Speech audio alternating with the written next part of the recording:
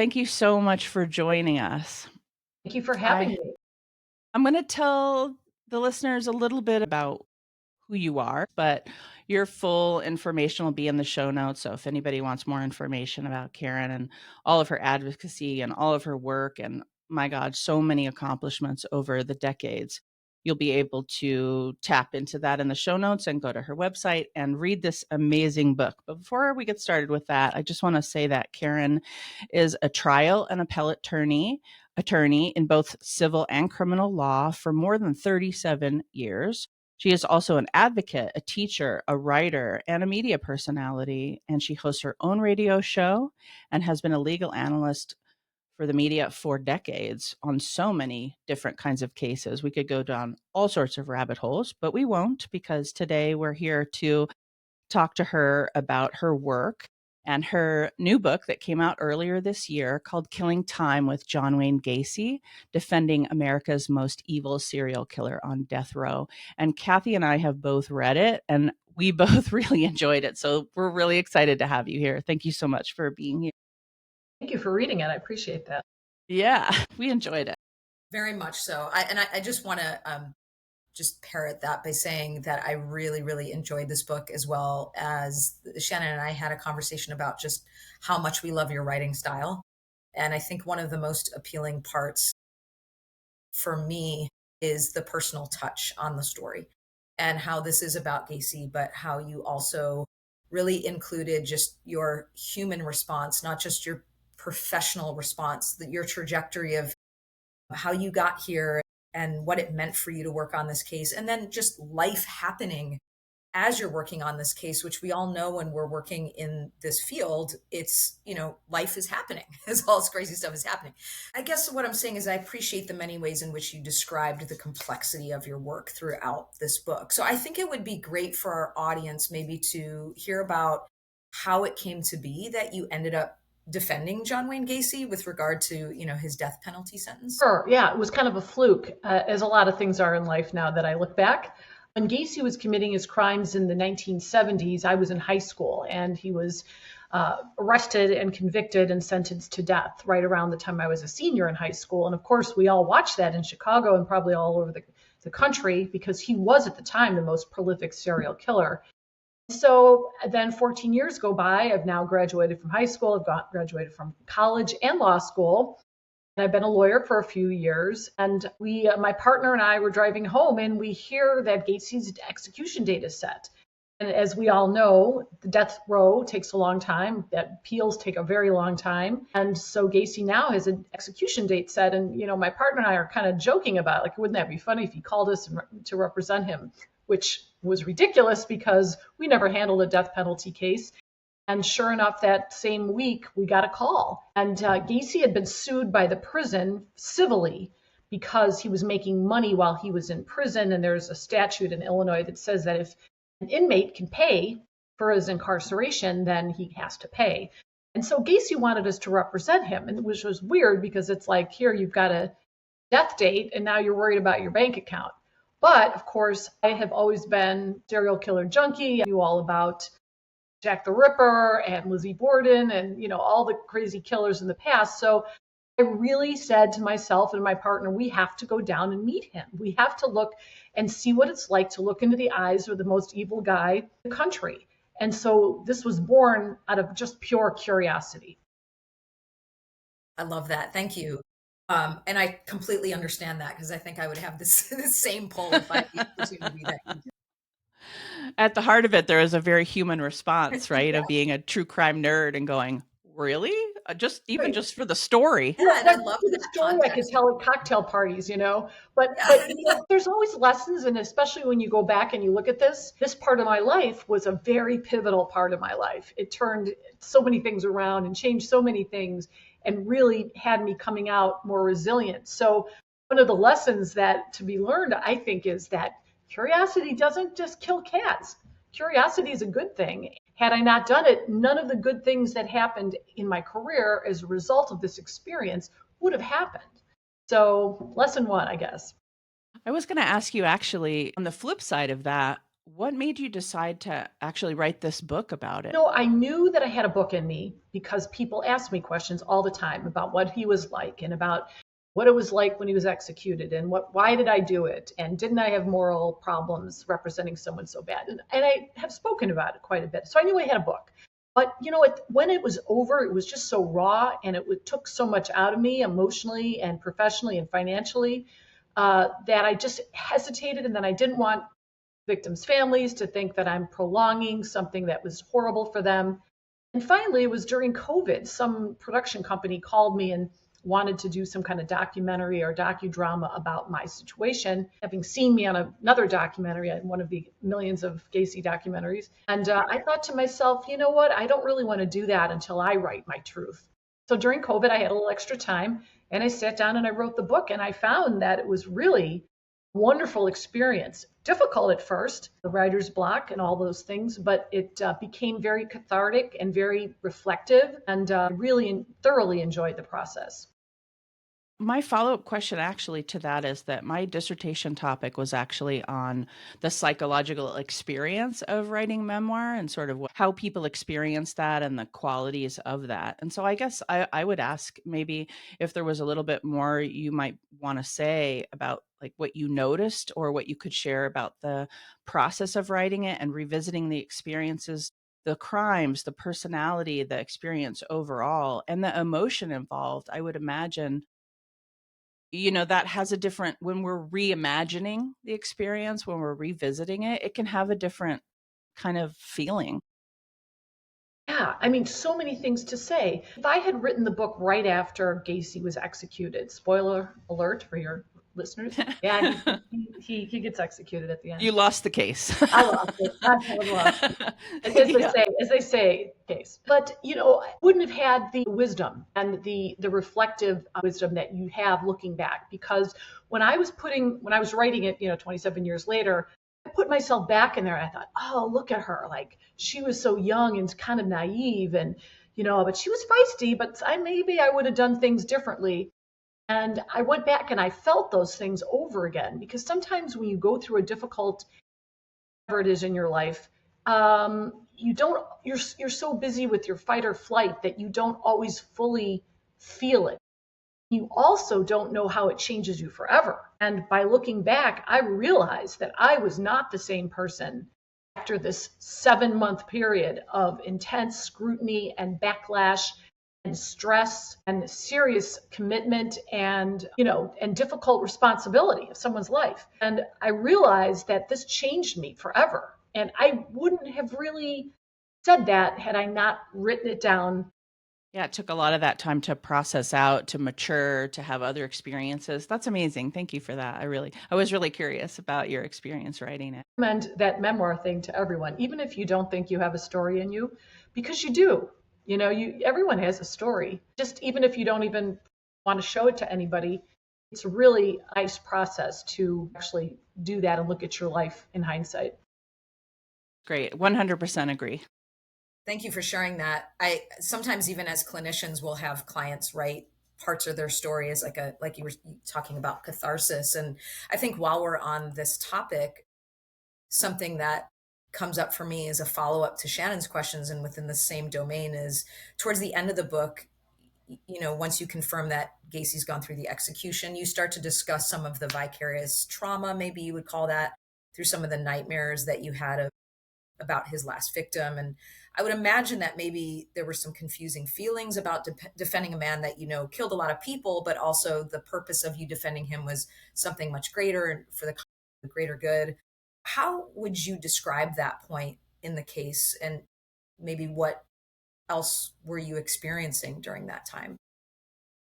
That's a good point, because when you represent a John Gacy, you are representing everyone on death row. You are making a stand against capital punishment. And just for the record, I'm totally against capital punishment. I always have since being a little kid, contrary to what my parents tried to teach me. And so this to me was an opportunity to take a cause and hoping to save Gacy's life, never to get him out of jail. That was never, ever a goal. How could it be? It was really taking some of the arguments and hoping that they would help other inmates who maybe had actual innocence arguments. And a lot of people in Illinois had those arguments and were actually released from death row after I represented Gacy. So it was a bigger topic than just Gacy. And it was very difficult because it was a huge responsibility. And even though, the chances of us winning were so slim, I still thought, he deserves a defense. I believe everyone deserves a defense. If you don't do a good job as a defense lawyer, guess what? Somebody else who may have committed the crime or crimes goes free. And I have always said that, I, as a lawyer, I can't do justice. That's, we have a lot of different cogs in the wheel in our system, which is a fabulous system, but the best. The judge has to do a good job. The jury has to be impartial. Prosecution has to be strong and ethical. Police have to do all of their investigation correctly. And I have to be a strong advocate for my client, putting the government through its paces. Because if one part of that process is weak, that's when you get wrongful convictions. That's when you get people walking free when they shouldn't be walking free. So my part in the process, I take very seriously, and it's for justice, not helping a bad guy. I don't look at it that way. Thank you for saying that, because I think that's lost on a lot of people. The whole point of defending someone is to uphold what our justice system is all about. And like you said, if there is someone out there who actually did these things, they need to be held accountable. So it's really about the job of defense versus, defending this quote unquote evil person. So thank you for sharing that. Gacy's guilt for terrible things was never in question, right? And your involvement with Gacy was obviously about his civil rights and trying to stay alive and not be executed. But the public, like you guys are saying, the public doesn't always see it that way. So I know you received a lot of hate mail and probably death threats and things when that was going on from the general public. And so I was wondering if there was a way how you handled that personally and professionally when people were vehemently opposing your decision to defend Gacy, maybe people in your life or people in your professional life.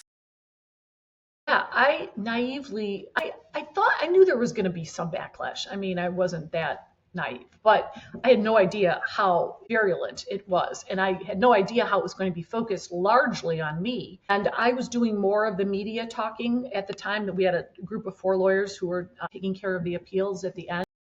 And I was doing most of the talking to the media. I was kind of appointed as the spokesperson against the death penalty, which I found to be a very important part of it because I wanted to educate people about the death penalty, and that's part of public opinion drives whether or not we have a death penalty in our country. So that said, it was focused on me, I think, too, because I was a female.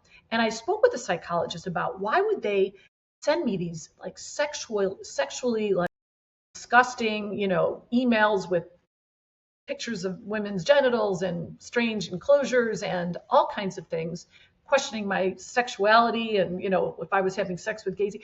And I was told, and this makes sense, that when people see a woman, a strong woman, doing a man's job, that they somehow, people want to bring you down. And the way to do it is to sexualize you, because that makes you weak, that makes you exposed, and that makes you afraid. And that's what they were trying to do to me. And that really made a lot of sense. And once I understood that, it didn't make me feel any safer, but I just could understand what was going on. But it was horrific. I mean, we had death threats. We had a bomb threat in my building. We had to evacuate part of our big bank tower in downtown Chicago. I got death threats like throughout. And even I haven't really gotten a whole lot lately with this book, which surprises me. But I still get nasty grams and stuff on Facebook and people saying horrible things to me. But, I understand that the Gacys of the world should be hated. Doing the things that Gacy did to those innocent kids should be hated. And I understand, too, that I am the dartboard. I am the one who they're going to fling the darts at because Gacy's no longer here. Gacy was in prison before that. So I'm going to be the target. And I don't think people think through that I'm just doing my job. They just have to lash out, especially people who may have been sexually abused. And I suspected that a lot of the people who were lashing out at me may have had some of that in their background. I sensed that from their comments. I think about everything that you just said regarding like the sexualization of your work and how, it's still bad today, but what it must have, it would like, doubling down at that point and how that's carried out. even, recently, that you still receive things. And I'm not sure how you've clearly figured out a way to deal with it. And it also sounds like you balance that with having understanding and compassion, because realizing that these people are just, they have a lot of feelings about it, and you unfortunately become the container for all of that. And I think, I would imagine that that's just become a space that you hold also for your own sanity, of like realizing this isn't personal.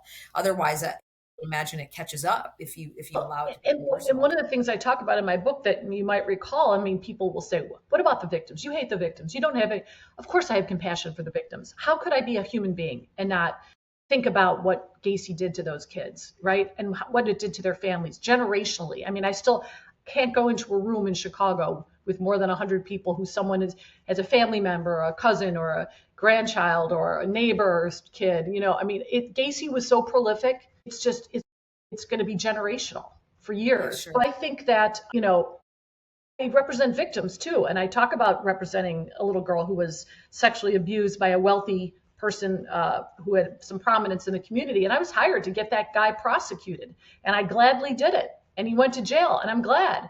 So the bottom line is, as a lawyer, we represent both teams, both sides of the team, but we can't represent both teams in the same game. So that's how I look at it. I can't coach both sides. I have to just focus on who I'm advocating for. And when I do it 100%. And when I do it on the other side, I do it 100% too. I think, just as a follow up really quickly too, is something that I've experienced myself in the work that I do, because I've worked with violent offenders as well. And you say this in the book, and I hope I have this quote right. You can tell me if I don't. But you say, when you know the condemned personally and experience their humanity, the death penalty, at least for that person, simply is not tolerable.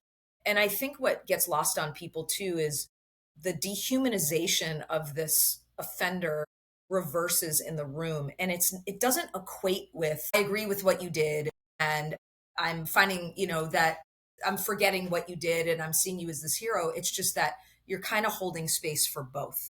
And I think some people can't fathom that if they haven't been in that position, which is understandable. But I really appreciated that, just transparency.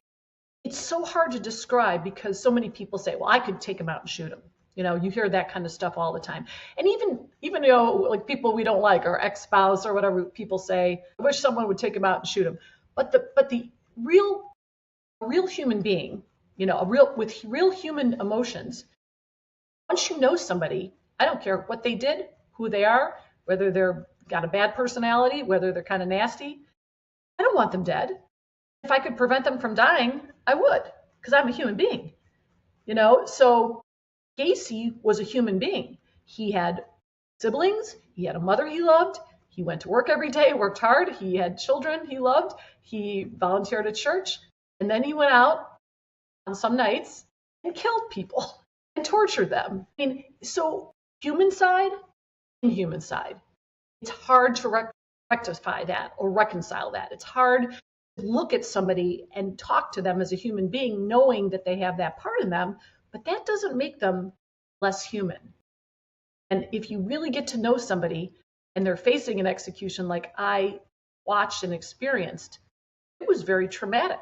Not to say that I was his bestie, but I did not want that man dead. Yeah, I was going to ask you about that because I think it's so interesting what you're talking about. And we very often kind of controversially talk about a lot of terrible people on the show. And from a psychological perspective, we're really putting out a dialectic, right? They have both done terrible things and also are a human being, regardless of their level of psychopathy. They also are a human being. And we're looking at how that was created. Like, what are the circumstances, biology, environment, trauma? What are the circumstances that created that, while still wanting to say we don't condone anything. And just because we're talking about this doesn't make us morally gray in that way. Oh. Because And the more I sat with Gacy, the more I just wanted to know what happened to him. Because, I talk about this picture that I saw of him as a little boy standing in front of his little bungalow in Chicago. And I'm like, was he that far gone when he was, what, 6 or 7? He was born an innocent kid. What happened? I mean, was there something organic that made him susceptible to all these things? His father beat him. That's true. You know, he was probably a homosexual and had real serious issues with that. He was sexually abused. He was hit in the head a couple times, which we all know can lead to lack of empathy or lack of impulse control and all those things. So if you take all that together, you still look at it and you say there are probably a lot of kids who were raised in that kind of environment, yet they didn't kill 33 boys. But the more I was with him, the more I wanted to try to figure that out, because I don't think anyone wants to be a serial killer. I don't think anyone makes their mind up that they're going to be evil. I think that it's, hurt people, as they say. That's the most fundamental phrase going on the topic, but it really does make sense. Yeah, and with that, because the case didn't go your way, tough case and all, can you tell us a little bit about what it was like to sit with this human being that you had gotten to know and have him be put to death or say goodbye, or what it was like to tell him that you had lost, or anything in there? Well, Gacy and I had a relationship that was a little bit different than I was the only female who ever represented him on all the 14 years, and he had a lot of lawyers. And what I realized was that Gacy really liked women. He loved his mother, he loved his two sisters, and he was very different with me. And I also used a little bit more personal. I got a little more personal with him, trying to dig a little bit into who he was, how he was feeling, rather than just doing the law thing, which a lot of male lawyers ignore the emotional part. And I just don't do that. I don't do that in practice of family law. I don't do that in any of my cases. I try to understand my clients. I even try to understand the other side so I can get in their head to figure out how to get it done. But Gacy and I had a relationship that was kind of interesting because we would kid each other and we had a lot of laughs, which I don't want anyone to think that I think that Gacy or anything he did was funny, but that was a big part of his personality. And if I would be remiss if I didn't say that in my book, how funny he was. And he used that to deflect, I think, a lot of his darkness and deflect maybe on some of the bad things he did. But at the end, it was very difficult because we had just gotten the last word from the U.S. Supreme Court that his final appeal had been denied, and I was nominated by the Team Gacy, thanks guys, to tell John that his last appeal was done and it looked like the execution was going to happen as scheduled. And I did tell him that. And he, antisocial, sociopathic personalities, they don't have any real emotion, so it's hard to gauge if he was upset. He didn't appear to be. He made a joke. He asked me, was it unanimous? And I told him no, that there was one justice who dissented, and that was a justice who did not believe in the death penalty. And he told me, well, please make sure you send him a thank you note. And so, Gacy was kidding with me up to the end. And I don't really know, he understood what was going to happen, but I don't think he was really enveloping it. I think that he was a denier, could deny who he was, he could deny what he did. I think this served him well at that time because I don't think he was really opening his mind up to what was going to happen to him in just hours. That makes sense because, and I can see how the humor would be a way for you to build rapport with him because you needed to get a job done and you needed to know about him, and you were probably hoping he would tell you things that he hadn't told others. And I imagine that he did, and that rapport went a long way. And that's probably why they voted for you to be the one to tell him, maybe because you had the best rapport, maybe. Well, I'm glad I was the one. I was the one that should have done that. Yeah.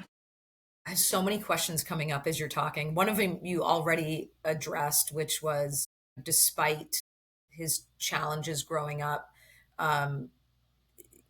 many folks have similar challenges and don't end up serial killers, and you sort of addressed that. But the second piece of that question that I had for you was you do state in the book how his sister had comments and believed that her brother had two personalities inside of him. And you spent a lot of time sitting with him. And I'm just wondering, did you experience any of that? Did you feel like, there was this chronically mentally ill sort of psychotic piece that might be in there too? No, not at all. Never saw that at all. When Gacy was arrested, he was talking to psychiatrists, and there was this second personality that was coming out that was like a police officer, I think, and good cop, bad cop. I think he was making that up, would be my guess. My understanding, if you have multiple personalities, one doesn't know the other, and he knew about both of them. I just think that was Gacy's way of maybe trying to add to his insanity defense. I never saw two sides of Gacy like that. And maybe what his sister meant was, and this is true. Like I said before, he was a good guy. I mean, he had rules about working hard, about saving money, about paying, giving the church donations and mowing lawns for elderly neighbors. And I mean, this guy was like, he was a good guy. He had rules. And then he had this area where he had no rules. In fact, the rules were to be a sadist and to harm people as much as he possibly could. So to the extent that there's two different kinds of people within his, makeup, yes, but I don't know if it was like a technical personality, multiple personality. And I think that also speaks to psychopathy, right? Like, not psychopaths are not just outwardly dangerous all the time. They're married, they have kids, they have all this. But if something doesn't go their way, or there's this darkness, and Dennis Rader's talked about this in some of his books too, is this piece that he could not escape despite having this whole other life out here. And that's sort of what it sounds like he couldn't control this urge, all the while trying to keep this somewhat seemingly stable life on the outside. And there's the two, but not from any sort of delusional, schizophrenic kind of way. Yeah, organized. He was much more organized and able to Very organized, yes. have a long career in his criminality because of it, because he could have those both sides, because we see the folks like Ramirez or what have you that can't function like that, can't function at that level. Well, it's just he was very normal in his affect. I mean, when I was driving down 6.5 hours from Chicago to go to this prison, I knew, I read about these kinds of people, so I knew he wasn't going to have fangs and look like Freddy Krueger or something. But you still are amazed by normal he was. And, you say in your head, this guy's capable of doing these things. How many people do I know who I'm talking to every day who's capable of doing something like this, even just because it's chilling to see how normal he really was. So I want to lean into that just for a minute, because it brings something up for me that, as we know, Gacy was a predator. And I imagine you often knew, like, not only were you his lawyer, but you were also, he could look at you as a pawn in a game to entertain himself, as they do, or at least hope to every day. And maybe that gave him some, pleasure. Could you talk a little bit about maybe an interaction or a series of interactions or anything you may remember? And I know you talk about a few of these in the book with Gacy that particularly had you on edge, or where you felt the full weight of his manipulative power, because obviously he was a master manipulator. He was. And, when these people do what they do, it's instinctive. You and I could not do what they do if you planned it out and wrote, a step by step. He knew was in the vicinity. He knew he had to get information from them. That was his big thing. He wanted information from you. Oh, so where did you grow up? And where did you do this? And how did you do that? And how are you going to do this? And so then he'd do the callbacks. He'd try to either inflict guilt on you to get what he wanted, or to try to, and sometimes it was not even like for a purpose. It was just, he just wanted to manipulate you, just to manipulate you, just because he knew he could. And that's a power and control move. I saw him do it more with the men than he did with me. And know this, that I am a little savvy about this stuff. So, and I do, I am interested in the psychology. So I was able to kind of manipulate him back. So I think there was a part in the book where he was disagreeing with something we wanted to do. And I was like, okay, well, you're the guy who knows how to put together a team and kill him. You're the one who knows how to do it. I mean, you're the guy, John. You were the successful business guy. And so, of course, that got to his ego, loved it, and then just turned it around and made it look like it was his idea to do what we wanted to do. So, I could do it with the best of them. And once you know how they do this, it's not that hard. Yeah. Did you ever get it doesn't sound like you did. Did he ever rise to the level of being able to sort of make you feel uncomfortable inside? I've had experiences where it doesn't affect me at all for whatever reason that particular personality isn't getting under my skin, and then other times there'll be a little bit of a gut or chest or heart reaction to something somebody does. It'll kind of get me feeling a little. Ugh. And I just wondered, Gacy may not have been that type of person for you, but I was wondering if he was. Well, I think because I wasn't his victim type and because he did like women and he liked talking to me about gardening and cooking and, you know, girl things, because he was not a macho guy, although he could talk sports if you wanted him to. I would say that I never felt that. I never, I mean, he was annoying. He had to be the smartest guy in the room. He's a bragger, he's a liar, huge liar. I'd ask him questions directly about how did these bodies get there, and he'd crack some joke saying the only thing I'm guilty of is running a cemetery without a license, and he would avoid answering questions. And he was annoying, but I never got creepy feelings with him. I just didn't. Yeah, I was about to say, I would imagine you were probably the perfect person to send in there because he wasn't an opportunistic serial killer. He liked young boys, he liked men. That's what his draw was to. So in many ways, I wonder if you were in some ways, this sounds strange, but like a stabilizing factor for him because he had a relationship with his sister, he had a relationship with his mother. And I'm just wondering, it's more rhetorical, what you maybe represented to him when you were in there versus like, if you were to be sitting with a sexual predator whose victim pool were women. I think that's really the key. And, his father was very brutal to him. And so I saw when he was with men, he was very confrontational and very oppositional. And he really wasn't like that with me. To some extent he was, but not to that level. So he didn't butt heads with me like that. And if he was going there, we both would crack a joke and it'd be over. But that being said, I talk in my book about death row in Illinois. At the time, you walked into this big room and all of the people on death row were walking around with their ministers or their lawyers or their girlfriends, and you were not behind a plexiglass window, which is what I thought was going to happen. And I will tell you that some of the people on death row I didn't feel comfortable with. These were people who are psychotic, unmedicated, nothing left to lose, bad combination, and people who would have preferred to do something to me. So I did have my concerns about some of these other people who were largely, like you say, organized. They were just opportunistic kind of killers. Kathy, did you have something else? I hate questions that speculate, but I'm going to ask one anyway, just because as an attorney and someone who works within a field where things are constantly evolving, just like in our field, if this case was going on today, do you believe that Gacy still would have received do you think that there would have been a stay? Do you think he would have still received what he did and were to be executed? Or do you think they would have made a different decision?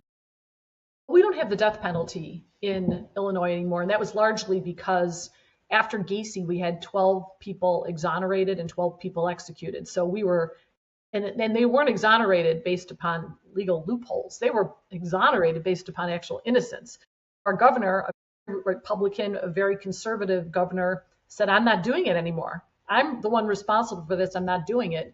And he put a moratorium on the death penalty, and it was ultimately abolished. I think that Gacy, if we had a death penalty right now, Gacy would be executed the second he was set to be executed. And, the system, he was very guilty. He was white, so there was no prosecutorial, kind of racial profiling. He had excellent lawyers throughout, so there was no incompetent counsel argument. There was just none of those traditionally good arguments for people on death row. And you have to understand, a lot of these judges are elected.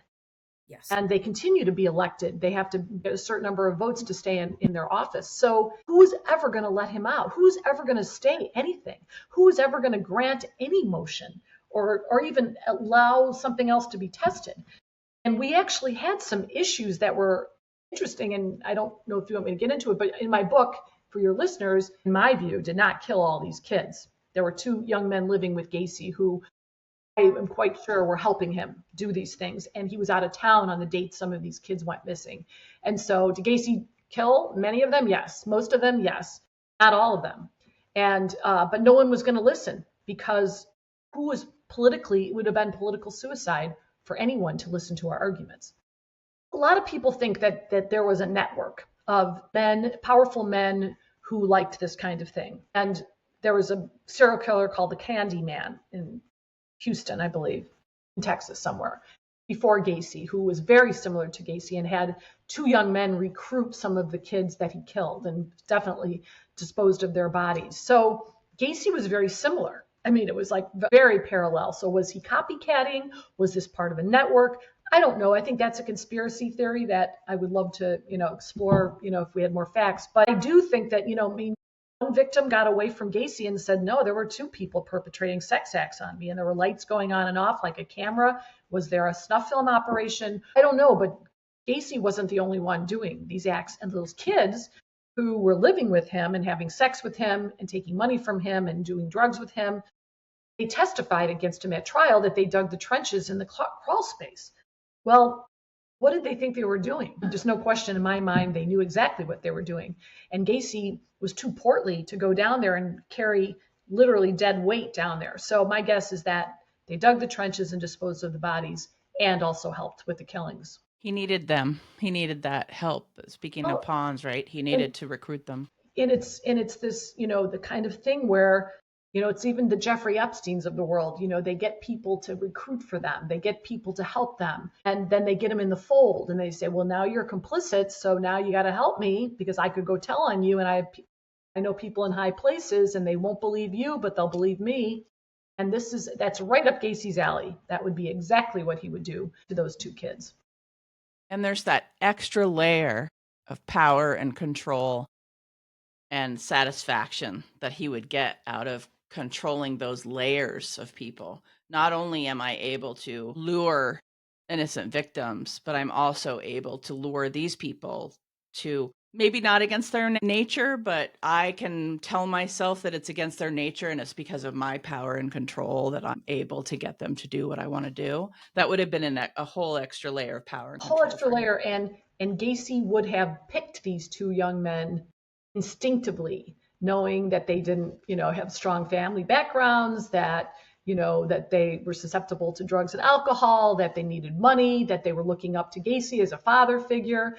And this grooming was going on. And it's all very explainable to me and not far-fetched, because people sometimes say that seems very far-fetched. Serial killers act alone. And largely they do. But recruiting kids, helping with the disposal. We knew that he knew how to lure kids. He was really good at that. So, and using them for however he wanted to. And maybe there were a couple in there that he spared their lives, but only to become somewhat of, his slave. I was going to say, before we wrap up, fun fact, let me ask you this. Did you start your media career when the OJ stuff was happening? Is that when you started your legal discussion career? I forgot what you call it. Pundit? I don't know. This is it. Looking back, I do all this media stuff. I've had a radio show in Chicago for 30 years, and I've been doing commentary on national and local television, and I'm a law professor. So how did that all happen? Well, after Gacy was executed, within 30 days, O.J. Simpson allegedly killed his ex-wife and her friend. And so all of a sudden, because I'm a member of the California Bar, and all the media outlets knew me because they were interviewing me about Gacy, now they pulled me in and said, can you comment on O.J. Simpson? Of course I can. So I became a media commentator, and then a local radio station took my partner and me together and said, do you guys want to do a 2-hour radio show? We said, sure. They heard us, being interviewed on the local stations. And even my law dean came down and said, Karen, we'd love for you to be a law professor teaching the death penalty. I'm like, I had one case and I lost it, and now I can be a law professor. So as I say in my book, it was sort of like the captain of the Exxon Valdez teaching boating safety. So so here I was now. I became a law professor. Now that's only reserved for like the real academics, which I'm really not at all. And so all of these good things that happened in my career are all a direct result of representing Gacy. So all of that really is an amazing conclusion. And I wouldn't have really looked at the trajectory of it, until I was looking back saying, I can like connect the dots all back to that serial killer I represented. I was about to Yeah, say, you said yes to something yeah. that you weren't sure you were going to say yes to, and here we are. And that's another for your listeners, curiosity, good thing. Take it on if you believe in it. And when you take it on, do a good job. I think a lot of people are handed opportunities and then think, I'll just go do it. No, I learned how to put on my makeup. I took some lessons in speaking to the media. I got all my facts and figures together so I knew what I was talking about. And preparation, control over what you're doing, and you do a good job, and then it turns into some really good things. Lovely. Awesome. Thank you so much today. I Sure. want to tell our listeners that this book surprised me, to be honest. We've interviewed others. We read a lot of this kind of literature and talk about it on the show. And you never know, but when from the first couple of chapters, I was like, she knows how to write. It's engaging. It tells a story. There's a clear narrative. There's emotion. There's a way of learning. There's a lot of stuff I didn't know. Of course, I wouldn't have. So even if you're, in this world being a true crime nerd, and which a lot of our listeners are, I think there's just a lot of curiosity in this book that people can get from it. And it's just written really well. And it was an engaging story. And those two things together Yeah, I would agree to with be that. pretty rare. Shannon had asked me, she said, when do you think you can have it read by? I'm like, I'm already 100 pages in.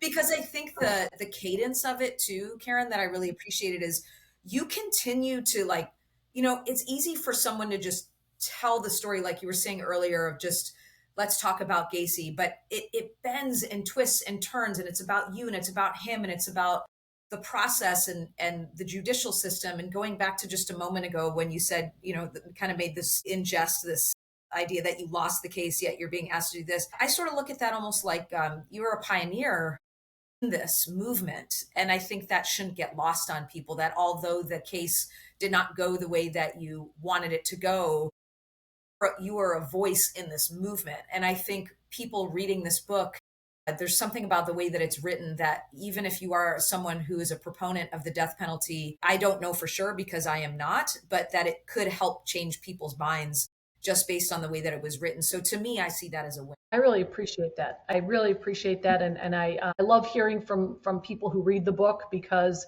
one of the things about writing a book is you're not going to make money on it really unless you're Stephen King. So I think that, and this book could have been written by Stephen King, at least in part. Stuff about the clowns maybe, but I do think it's so rewarding when people say, that really resonated with me about, your career, or about your compassion, or about, any one thing in it. And I feel it makes me feel good to know that my message maybe helped someone or amused someone, or, taught someone something. And I really do welcome people to go on my website and send me an email and tell me what they think, good or bad. Awesome. And on that note, again, the name of the book is Killing Time with John Wayne Gacy, Defending America's Most Evil Serial Killer on Death Row by Karen Conti. And we appreciate this conversation so much. Your book is so well crafted, and we hope to talk with you again sometime. Invite me back anytime, Shannon and Kathy. Thank you so much.